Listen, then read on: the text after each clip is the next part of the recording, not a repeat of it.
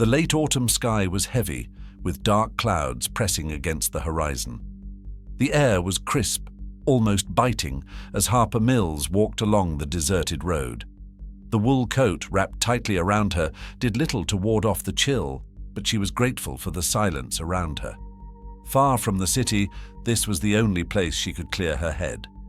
Harper's old truck had broken down earlier that afternoon, forcing her to make the long walk home after a day of selling her pottery at the local market.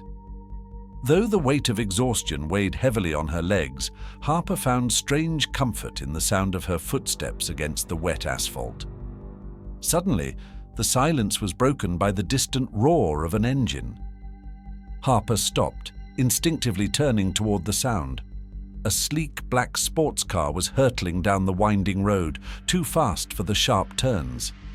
Her heart raced as the car skidded, tires screeching on the wet asphalt before it lost control. With a violent jerk, it spun wildly off the road until it crashed into a shallow ditch at the side of the road. For a moment, Harper stood frozen in place, paralyzed by the shock of what she had just witnessed. The acrid smell of burning rubber and gasoline filled the air. But then, as if something instinctive took over, she began to run. Her feet pounded against the ground, her thoughts racing with adrenaline. As she approached the wreckage, she saw the car overturned, its body crushed, smoke billowing from the crumpled hood. Without thinking twice, Harper crouched down beside the vehicle. "Hey, are you okay? Can you hear me?" she called, her voice shaking, echoing in the empty space around her. Inside the car, she saw a man strapped into the driver's seat. His face was partially covered by the airbag, and blood was streaming from a deep cut on his forehead. The smell of gasoline was stronger now, and Harper knew that time was against them. She pulled on the door handle, but it didn't budge. Running to the other side, she managed to open the passenger door. Ignoring the shards of glass that scratched her hands, she crawled inside. "You have to get out of here now!" she insisted, unbuckling the man's seatbelt with tremendous effort. He groaned weakly, his eyes blinking in confusion, but he offered no resistance as Harper pulled him along. He was heavier than he looked, and his muscles screamed in protest as she dragged him out of the car. A few feet away, they collapsed onto the damp grass. Just as Harper began to breathe a sigh of relief, an explosion made them instinctively shield their faces. The car was now in flames, a terrifying sight that lit up the dark night. She glanced at the man beside her. His expensive suit was torn and his face was pale, but he was alive. "Hey," she called softly, patting his face. "Can you hear me?" His eyes slowly opened, revealing a deep, disoriented blue. You saved me," he whispered hoarsely. "Yeah, you're lucky I was here," Harper replied, trying to mask the tremor in her voice with an attempt at humor. The distant sound of sirens began to fill the air, bringing with it a sense of relief. Help was on the way, but Harper knew that tonight would be etched in her memory forever. The sound of sirens echoed down the deserted road, fast approaching.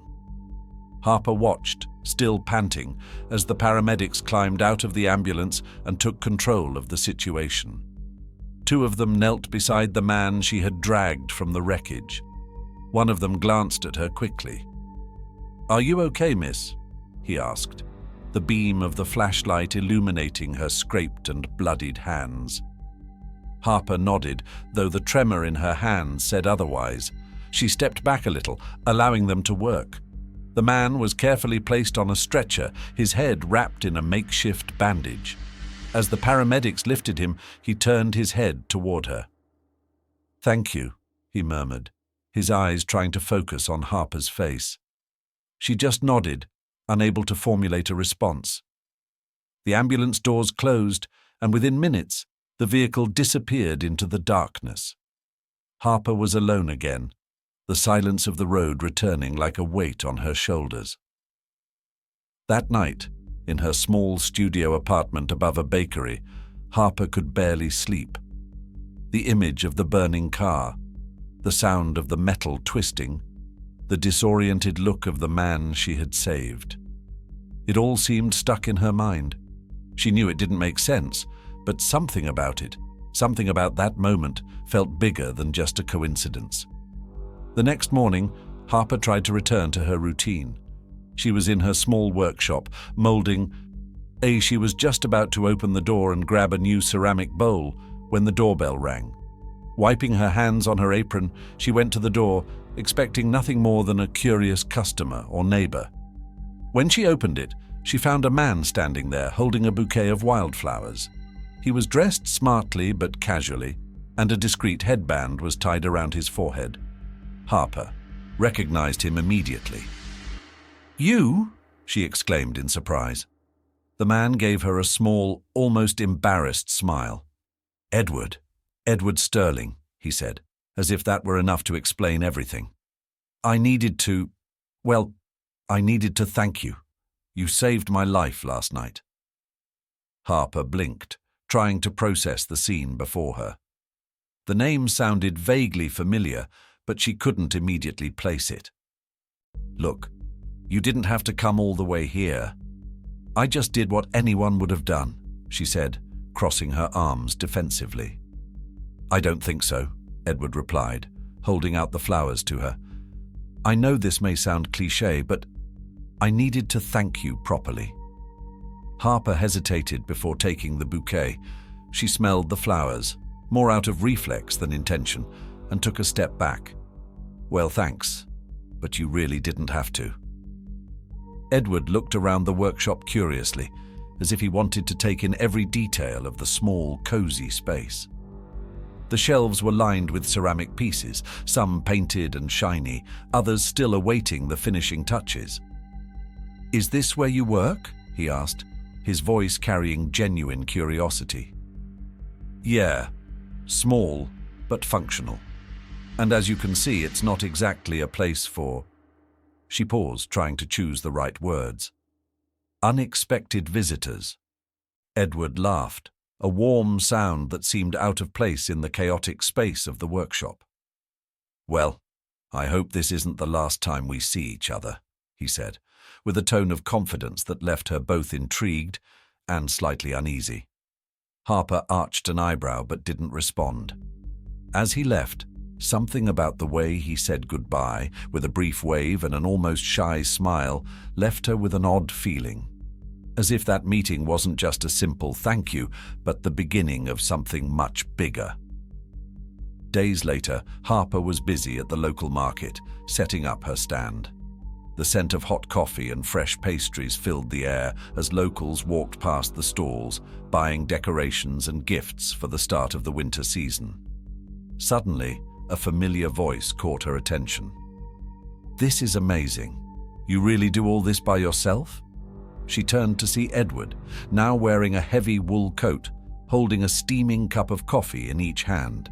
He held one out to Harper, who hesitated before taking it. "You again?" she said, trying to sound irritated but failing to hide her smile. "I'm a man of my word. I promised this wouldn't be the last time we saw each other," he replied casually. Harper shook her head, unsure whether to laugh or roll her eyes. As she adjusted the items on her stand, Edward stood there watching. He seemed curious, almost fascinated by the way she explained each piece to her customers, connecting personal stories to her creations. "You know, you have a rare talent, something that goes beyond pottery. It's the connection you make with people," he said, as Harper finished wrapping a blindfold. She looked at him, surprised by the sincerity in his words, but also skeptical. "Okay, Sterling. What do you really want?" Edward shrugged, his smile never wavering. "Maybe you just want to help. Maybe you just want to see where this takes us."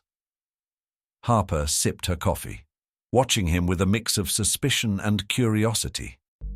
Although something about Edward intrigued her, she knew that letting someone like him into her life was a risk, the kind of risk that could change everything. The days passed, and Edward Sterling seemed determined not to be just a passing memory in Harper's life. He showed up regularly at her workshop, always bringing something unexpected. A hot cup of coffee, a new idea, or on one occasion, a professional DSLR camera with a tripod. Harper, though reluctant at first, began to realize that he was genuinely interested in helping her, even if his manner was a little flamboyant. "You didn't have to bring that up," she said, looking into the camera as if it were something otherworldly. "It's not about need," Edward replied, leaning against the table with his hands in his pockets. "It's about potential. You create incredible pieces, Harper. The world should see that. And frankly, your cell phone photos don't do your work justice." Harper crossed her arms, shaking her head with an incredulous smile. "Right, because nothing says handcrafted art like an elaborate marketing campaign." Edward laughed but didn't back down. "I'm not telling you to change who you are. I'm telling the world to change your mind." "See what I see?" Something in the tone of his voice made Harper pause. It was sincere, disarming, and somehow that irritated her more than any flamboyance. She sighed, grabbing the camera from its case.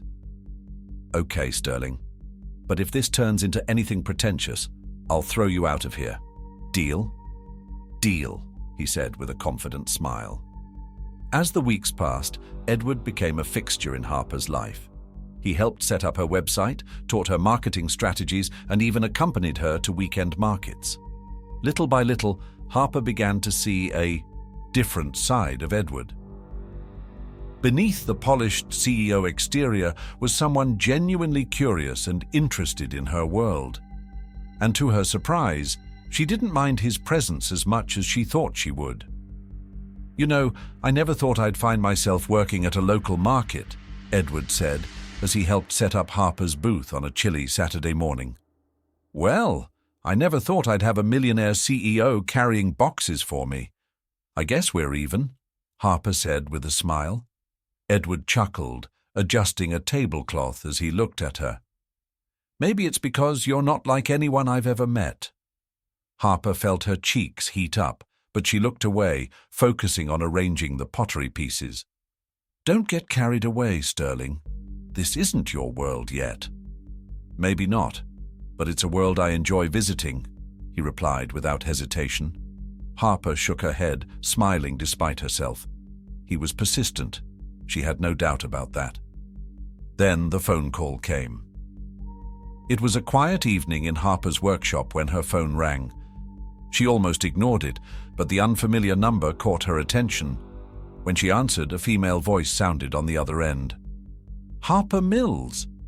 "Yes, who's this?" "My name is Rebecca Cavanaugh. I thought you should know who Edward Sterling really is." Harper frowned, gripping the phone tighter. "What are you talking about?" Rebecca continued, her tone measured with calm. "Edward is being investigated for fraud. He's been hiding while he tries to clean up his image. And frankly, using someone like you, someone with integrity, is the perfect strategy to make himself look better." The words landed like stones in Harper's chest. She tried to protest, but Rebecca was relentless. "He's charming, yes, but that's part of the game. He manipulates people. I'm only warning you because I know how he operates." The call ended abruptly, leaving Harper in an uneasy silence. She stared down at her hands, still caked with clay, as Rebecca's words echoed in her mind.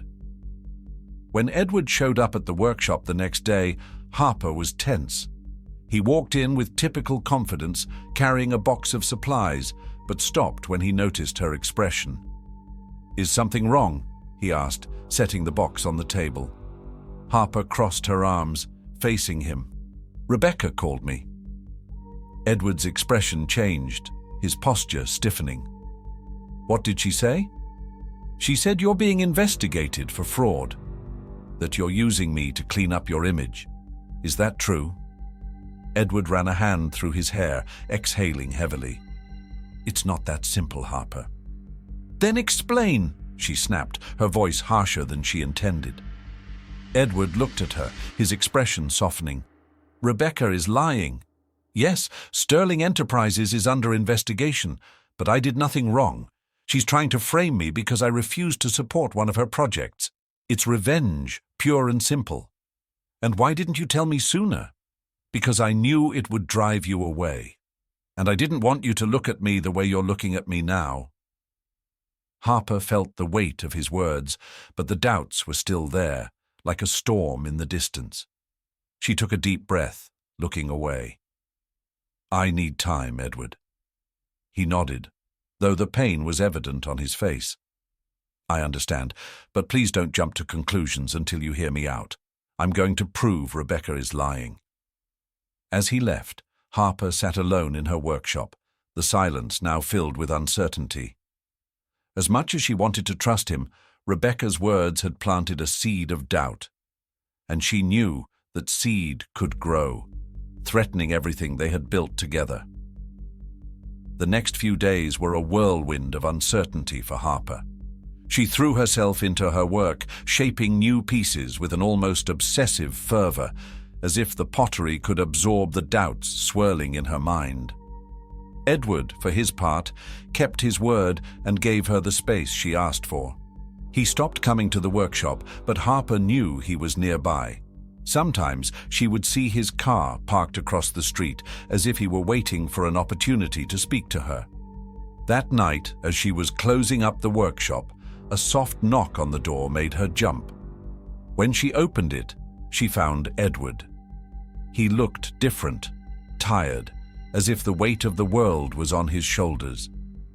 His normally impeccable appearance was a little disheveled, and his eyes held a vulnerability she'd never seen before. I need to show you something, he said, his voice firm but calm. Harper hesitated, but something about the sincerity in his tone made her nod. Grabbing her coat, she followed Edward to his car. The ride was silent, the tension between them almost palpable. He drove her to a small office building on the outskirts of town, nondescript and unassuming. Once inside, Edward led her to a room filled with filing cabinets and cluttered desks. "What's this?" Harper asked, looking around. "This is where I've been working to prove my innocence," Edward said, pulling a stack of documents off a desk. "These are the internal records of Sterling Enterprises. I want you to see them for yourself." He opened a folder labeled Internal Audit and began to explain. The documents detailed how Rebecca had mishandled company funds years earlier, covering up her actions while trying to pin the blame on Edward. When he found out, he refused to support one of her fraudulent projects, and she had retaliated ever since, spreading rumors and leaking information to authorities. Harper flipped through the documents, her hands shaking slightly. The evidence seemed meticulous, detailed, hard to ignore. "Why didn't you show me this before?" she asked, her voice softening a little. Edward sighed, running a hand through his hair. "Because I was scared. Scared that you'd think I was just another corrupt CEO trying to save his own skin. I didn't want to lose the way you see me, the way you make me feel, like I'm more than all that." His words touched something deep inside Harper.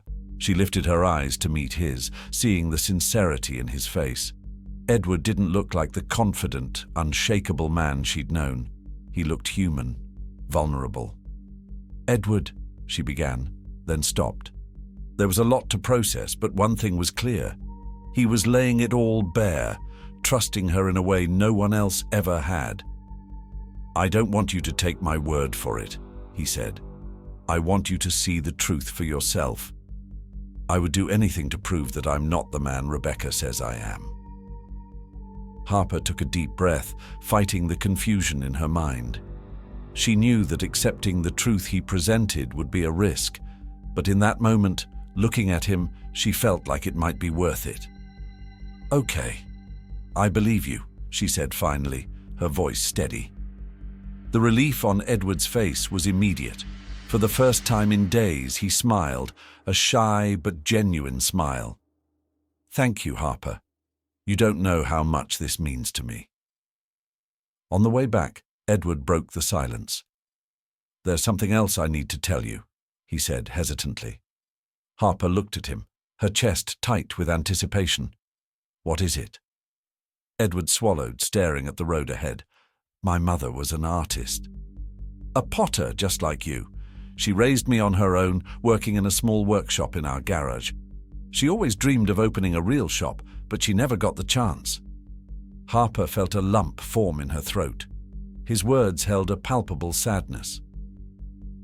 "I lost her when I was 20, Edward continued, his voice thick with emotion. "She was the one who taught me all about hard work, creativity, and finding beauty in the simple things. When I met you, your work reminded me of her. The passion you have for what you do. It's part of why I'm so invested in you. Helping you achieve your dreams feels like a way to honor her." Harper couldn't hold back the tears that welled in her eyes. She reached out, placing her hand over his. "I didn't know," she began, but the words escaped her. Edward looked at her, his gaze vulnerable but determined. "I just want you to know that none of this is just business to me. It's real, Harper. You're real." Harper squeezed his hand, feeling a rush of warmth in her chest. For the first time since Rebecca's call, her doubts began to fade. Edward wasn't perfect, but he was honest, and for the moment, that was enough. The days that followed brought a renewed energy into Harper and Edward's lives. With her confidence restored, they threw themselves into their work, turning Edward's ideas into concrete actions for the future of Harper's pottery. Together, they built a sleek website to showcase their pieces, with professional photography capturing the delicate details of each item. Edward also taught Harper how to navigate social media algorithms, ensuring that her art reached more people. The partnership between their relationship was fluid, but not without its challenges. Edward, with his strategic approach and business acumen, often proposed grandiose ideas, while Harper insisted on keeping the simplicity that was part of her essence.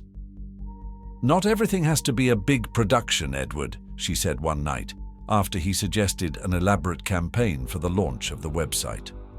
"And not every dream has to stay small, Harper," he countered with a slight smile. Their arguments never lasted long. As stubborn as they were, they both knew they were invested in the same goal, to build something meaningful. And slowly, Harper began to realize that Edward's way of thinking, even if it was different from hers, brought something valuable to her journey. One afternoon, while Harper was working on a new piece in the workshop, Edward came up with an unexpected suggestion. "What if you taught other people?" he asked, sitting on a nearby bench. Harper looked at him in surprise. "Teach, as in workshops?" "Exactly. You have a rare talent, Harper. I think people would love to learn from you." The idea intrigued her, but it also made her nervous. "I don't know, Edward. What if no one shows up? What if I'm not good at this?" Edward leaned forward, his eyes locking with hers. "You don't have to be perfect. Just genuine. Trust me, that's more than enough." Harper considered it for a moment before nodding slowly. "Okay, let's give it a try." The workshops were an immediate hit. Harper's workshop became a community space, full of laughter and creativity. People of all ages showed up to learn how to mold clay, often leaving with not only their own pieces, but with a new appreciation for the art form.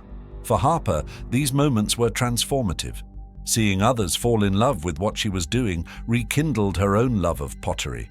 And somehow, it deepened her connection with Edward. The changes weren't without their challenges, though. The demand for Harper's work was growing rapidly, and she was starting to feel overwhelmed. "I'm afraid I can't keep up," she confessed to Edward one night as they reviewed online orders. Edward looked at her, his tone calm but firm. "Then you do. And that's why I'm here, Harper, to make sure you never have to do this alone." His words struck a chord in her in a way she hadn't expected. For the first time, she began to consider something that had always seemed impossible, expanding her business beyond the shop. Then came the turning point. One afternoon, Edward showed up with a bold proposal. "I want to help you open a brick-and-mortar store," he said, setting a floor plan on the shop table. Harper stared at the papers, her heart pounding. "Edward, this is a lot. I don't know if I'm ready for this." "It's not charity, Harper.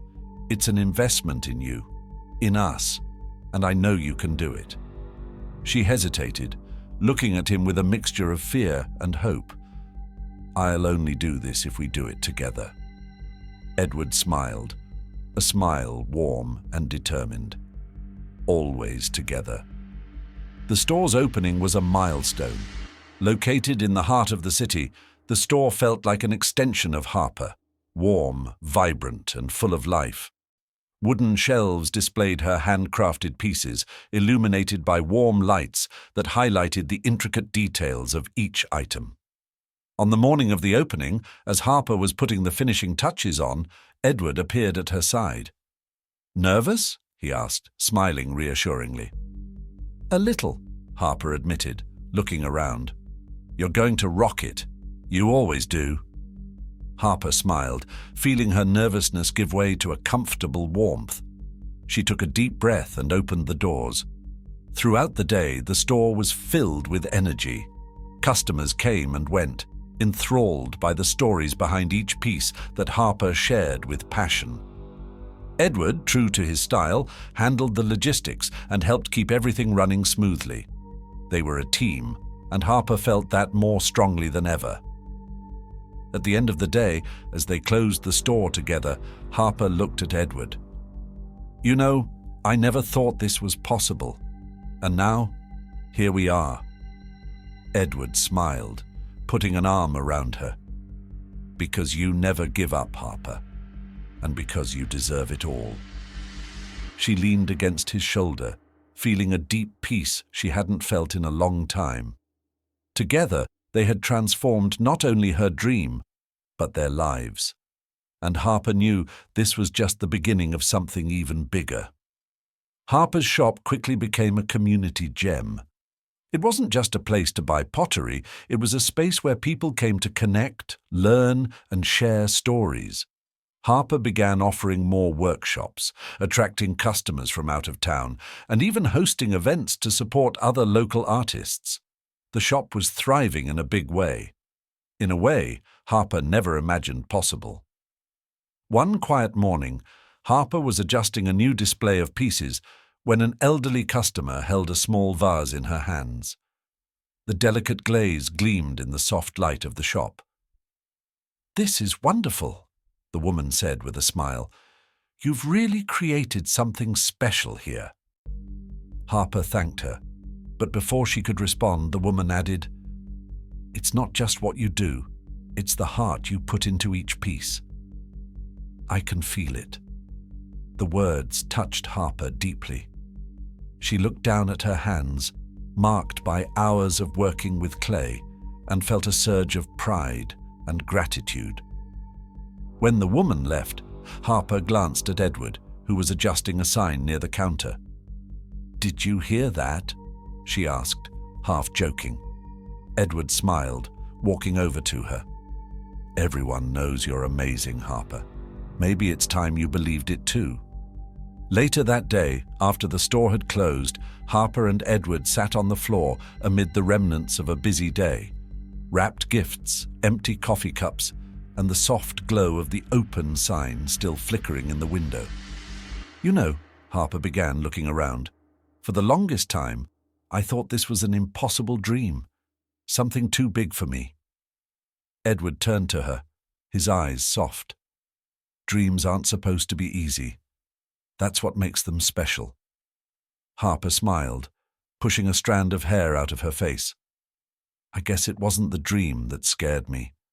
It was the thought of failing, of expecting too much." "What now?" Edward asked, his voice calm. Harper looked around, taking it all in. The store, the job, the connection with Edward.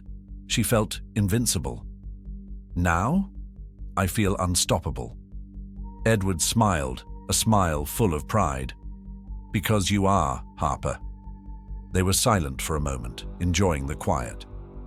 Harper leaned against Edward's shoulder, feeling a sense of peace she hadn't felt in years. Standing there, in the midst of everything they had built together, she realized her life had changed in ways she could never have imagined. Months later, Harper received a gift from Edward that seemed simple but held profound meaning. He handed her a small, carefully wrapped box. "What's this?" Harper asked suspiciously. "Just open it," Edward said, smiling. Inside the box was a delicate necklace with a small ceramic pendant. Harper recognized it immediately. It was one of her first pieces, an experiment she had set aside. "You kept this?" she asked, surprised. "I found it in your workshop months ago. It reminded me of how you started and how far you've come." Harper held the necklace out, tears shining in her eyes. "It's perfect," she whispered. Edward smiled, placing a hand on her shoulder. "Just like you." Harper laughed, shaking her head. "You're impossible." "Only for you," he replied, pulling her into a warm hug. Over time, the shop became more than a financial success. It became a symbol of everything Harper and Edward had built together. A partnership that had begun with misgivings had blossomed into something extraordinary. That night, as they walked hand in hand down the street, the city silent around them, Harper looked at Edward. "I think that no matter where this takes us, we're ready to face anything." Edward smiled, squeezing her hand. "Because we're together." And beneath the stars of a still night, Harper felt an unshakable certainty. This was just the beginning of a new story, one filled with shared dreams, challenges, and achievements. Spring had brought a new breath of hope and purpose into Harper and Edward's lives. The shop, with its shelves filled with delicate ceramics and its welcoming atmosphere, had become not just a place for business, but for connection. Harper led workshops that brought together local artists, aspiring artists, and art lovers, transforming her shop into a haven of creativity and learning. On the morning of the grand opening of an expanded exhibition space in the shop, Harper was putting the finishing touches on it. The windows glowed in the sunlight, and the faint scent of fresh flowers filled the air. Edward appeared at her side, carrying 2 cups of coffee and a confident smile. "Are you ready?" he asked, handing her one of the cups. "I guess so," Harper said with a deep sigh. "I never thought we'd be here." "Not only are we here, but we're just getting started," Edward said, looking at her with a mixture of pride and admiration. The first customers arrived, and the day began with excitement. Harper, as always, made a point of interacting personally with each person who came in, sharing the stories behind her pieces. In a corner, Edward watched with a satisfied smile. He knew Harper had something special, an ability to touch people, not just with her art, but with her authenticity. A customer, holding an intricately painted ceramic bowl, approached Harper. "This piece," the woman said, her voice tingling. "It feels like it was made to tell a story. There's something about it that speaks to the heart." Harper smiled, feeling a surge of pride. "Because that's what I put into it. Each piece has a piece of who I am, and I'm glad you felt that." The woman nodded, taking the piece with her. Edward, who had been listening to the conversation from a distance, approached. "That's exactly what makes you who you are, Harper. It's not just what you do, it's how you turn it into something meaningful." Harper looked at him, surprised by the depth of his words, but before she could respond, he added, "I'm so proud of you." As night fell, the store was quiet again, but the echo of the day's energy still lingered in the air. Harper and Edward sat on the floor, surrounded by the remnants of the grand opening, wrapped gifts, flowers, and empty coffee cups. Harper looked around, a soft smile on her lips. I can't believe how much everything has changed. A year ago, it all seemed impossible. Edward leaned toward her, taking her hand. And now, it seems impossible. Harper laughed, shaking her head. Now it seems like anything is possible. Edward smiled, squeezing her hand. Because it is. You taught me that. Harper leaned against his shoulder, letting herself relax. They stayed like that for a while, silent, enjoying the calm after the day's hustle and bustle.